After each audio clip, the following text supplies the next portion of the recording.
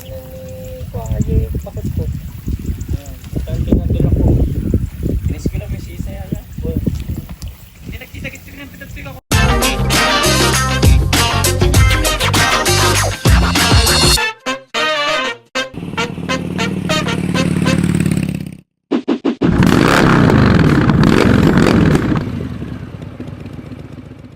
Oops!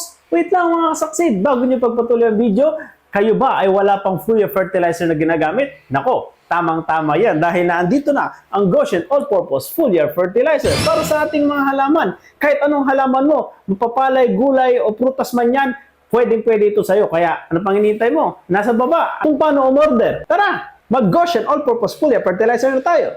Let's go!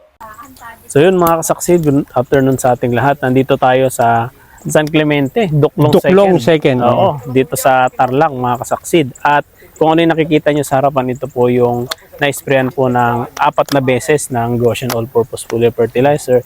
At itong tanim na po na to is 222. So tatanungin po natin kay tatay kung ano po ba yung ginawa niyang paraan kung bakit. Ayan, kung mapapansin nyo, gumanda siya ng ganito. Ayan, tatanungin natin kung paano nangyari ito. Sige tay, anong pangalan po nila tay? Rafael. Sir Rafael. Ayan. Opo, Sir Rafael, sir, itong tanim nyo po, sir, paano po yung parang naging unang application nyo dito nung pasimula pa lang? Noong kinuha ko sa iyo ang yung application na talaga sinusunod ko yung complete na merong 1620, yung mga 1414, 1640, yung 1620, pagkatapos yung urea, pagkatapos yung mo na naman ng hanggang sa mag-ano ka na ng urea na naman at potash. Ngayon, ang naidagdag noong nakita ko at saka nung dumating ako rito na na kinuha ko sa iyo yung 13 Goshen. Ngayon, 4 na beses ko lang nagamit yung dahil huli na eh. Mga dalawang buwan na. 2 buwan. Oo. Bago ko, at least meron pa konti. Ayan ang nagtaka nga yung mga kung bakit daw biglang tumaas nung sabi ko siguro yung Goshen na nailagay natin dahil first time namin yung ginamit yan eh. Ayun lang. Kaya nga etong ng Goshen hindi naman sa inaayunan ko lahat ang ng Goshen dito. Kaya lang kailangan din ang yung mga complete fertilizer. Yes. Hindi ba kamot gumanda ngayon? Goshen na may dahilan. Hindi. Yes. Wag kang ron. Nakadagdag siya. Oo, nakadagdag yun. Kaya lang, kung halimbawang sila gagamit ng Goshen, gumamit lang sila para mapatunayan nila. Para mapatunayan nila. Yes. Kailangan talaga meron din potas. Kailangan talaga may abono talaga. Oo, abono. At saka ayun ang at saka isa pa, practice. Practice. Ganun talaga. Kung ngayon ka lang nagamit at sinasabi ng mga nag-aano sa akin na maganda yung Goshen. Oo, maganda yun. Talagang kung maganda, hindi ganyan kagandang palay mo. Parang ito yung naging first time yung nakita ng ginamitan yung kay Goshen. Which is, kailan ko lang nakuha sa iyo yung di ba? Ayun ang noon. Dahil nakikita ko yung mga mga ninyong sa sa yung JNG sa channel gamitan nila. Sinasabi nila mga 10 days. Every 10 days ang naging interval niya, sir, no? Hindi, kuminsan nahuhuli pa nga eh. Nahuli. Hindi naman siya. Pero subukan ninyo so, para mapatunayan nyo sa sarili na maganda nga ang Goshen kung tama sa inyo. Ibig sabihin, sir, yung 4 na beses na yun, may 10 days, may 15 days. Yung mga ganon, 10 days, 15 days. Nagre-range siya sa ganon. Ito mga kasaksid, 2.2 hectare po ito, hanggang dun sa dulo. Yun, hanggang dun. Ito, 3.2, pero hanggang dibdib, sir, di ba? Hanggang dibdib din eh. At mo, gano'ng kataas. Ayan Kung lalapitan nyo talaga to, makikita nyo yung tingnan mo, green pa nga siya, pero ayun, may lalabas pa talaga na yan. Hindi pa naging yellow lahat. Hindi pa yelo.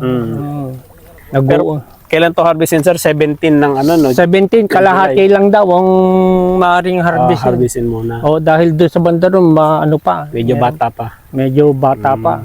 Kaya siguro 1 linggo ang pagitan. 1 linggong pagitan, mga kasaksid. So ito po, yan yung kanyang testimony sa ano, nung nagamitan niya ng Goshen dito sa Goshen. Barangay Duklong. Ayan, Duklong. San Clemente, Tarlac. 4 na beses lang. 4 na isa.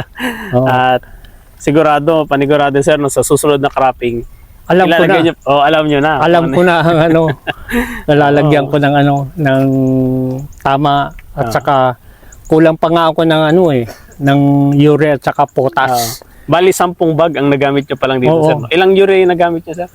Mga 2 lang. 2, tapos baling 3. tatlo. Tapos yung the rest na 7, na bag. yung ano na, yung complete, triple oo. Ay, triple 14. Oo, triple 14. At saka nagpalagay ako ng isang ano lang, na isang beses ng 1620. 1620. Isa ka may potas na rin. Oo. Parang ang pinatotal nyo na is 10 lahat. Oo.